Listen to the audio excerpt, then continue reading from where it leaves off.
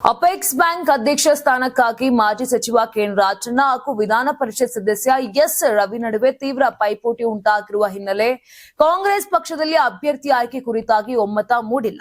ಇದರ ಪರಿಣಾಮವಾಗಿ ಗುರುವಾರ ನಡೆಯಬೇಕಿದ್ದ ಅಧ್ಯಕ್ಷ ಸ್ಥಾನದ ಚುನಾವಣೆಯನ್ನ ಕೊನೆ ಕ್ಷಣದಲ್ಲಿ ಅನಿರ್ದಿಷ್ಟಾವಧಿಗೆ ಮುಂದೂಡಲಾಗಿದೆ. ಮುಖ್ಯಮಂತ್ರಿ ಸಿದ್ದರಾಮಯ್ಯ ಬಣದ ಕೆಎನ್ ರಾಜಣ್ಣ ಮತ್ತು ಉಪಮುಖ್ಯಮಂತ್ರಿ ಡಿಕೆ ಶಿವಕುಮಾರ್ ಅವರ ಸೋದರ ಸಂಬಂಧಿ ಎಸ್ ರವಿ ನಡುವೆ ಪಟ್ಟು ಹಿಡಿದ ಸ್ಪರ್ಧೆ ನಡೀತಾ ಇದೆ. ಇನ್ನು ಒಮ್ಮತದ ಅಭ್ಯರ್ಥಿ ಆಯ್ಕೆ ಮಾಡಲು ನಡೆದ ಪ್ರಯತ್ನಗಳು ಕೂಡ ವಿಫಲವಾದವು.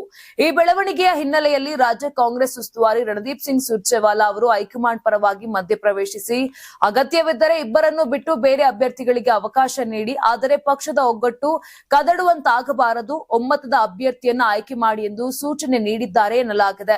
ಇದೇ ಕಾರಣಕ್ಕಾಗಿ ಚುನಾವಣೆಯನ್ನ ಮುಂದೂಡಲಾಗಿದೆ ಎಂದು ಪಕ್ಷದ ಮೂಲಗಳು ತಿಳಿಸಿವೆ.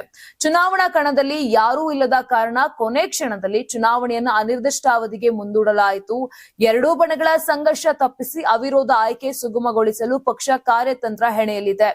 ಅಗತ್ಯವಾದರೆ ಮೂರನೇ ವ್ಯಕ್ತಿಗೂ ಅವಕಾಶ ದೊರೆಯಬಹುದು ಎಂದು ಕಾಂಗ್ರೆಸ್ ಮೂಲಗಳು ತಿಳಿಸಿವೆ.